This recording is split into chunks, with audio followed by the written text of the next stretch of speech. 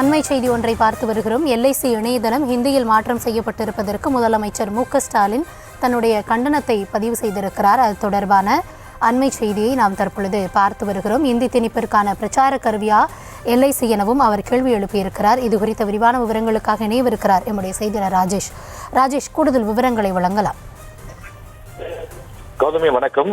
இந்தி திணிப்புக்கு எதிராக தொடர்ச்சியாக தமிழ்நாட்டில் இருக்கக்கூடிய திமுகவாக இருந்தாலும் அதிமுகவாக இருந்தாலும் தொடர்ந்து 2 மொழி கொள்கை தான் இருக்க வேண்டும், கட்டாய இந்தி திணிப்பு என்பது கூடாது என்று தெரிவித்து வருகிறார்கள்.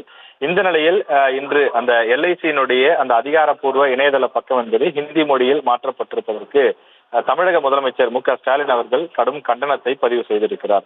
LIC இணையதளம் ஹிந்தி திணிப்புக்கான பிரச்சார கருவியாக மாற்றப்பட்டுள்ளது எனவும் ஆங்கிலத்தை தேர்ந்தெடுக்கும் விருப்பம் கூட ஹிந்தியில் தான் காட்டப்படுகிறது என்றும் அவர் குறிப்பிட்டிருக்கிறார். இது இந்தியாவினுடைய பன்முகத்தன்மையை மிதித்து பலவந்தமாக கலாச்சார மற்றும் மொழி திணிக்கக்கூடிய செயலாக இருக்கிறது என்றும் அவர் குறிப்பிட்டிருக்கிறார்.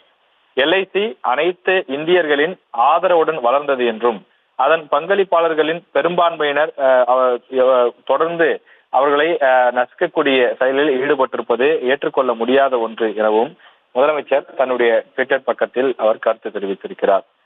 இந்த மொழியில் கொடுங்கோன்மை உடனடியாக திரும்ப பெற வேண்டும் என்றும் தொடர்ந்து இந்தி திணிப்பை நிறுத்த வேண்டும் எனவும் மத்திய அரசை அவர் வலியுறுத்தி கேட்டுக் கொண்டிருக்கிறார்.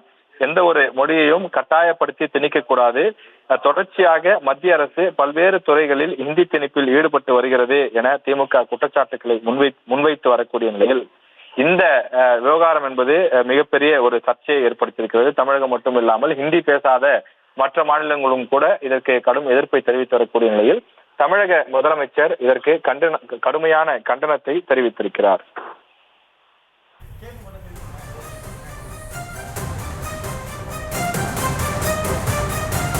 தற்போதைய விவரங்களுக்கு நன்றி ராஜேஷ்.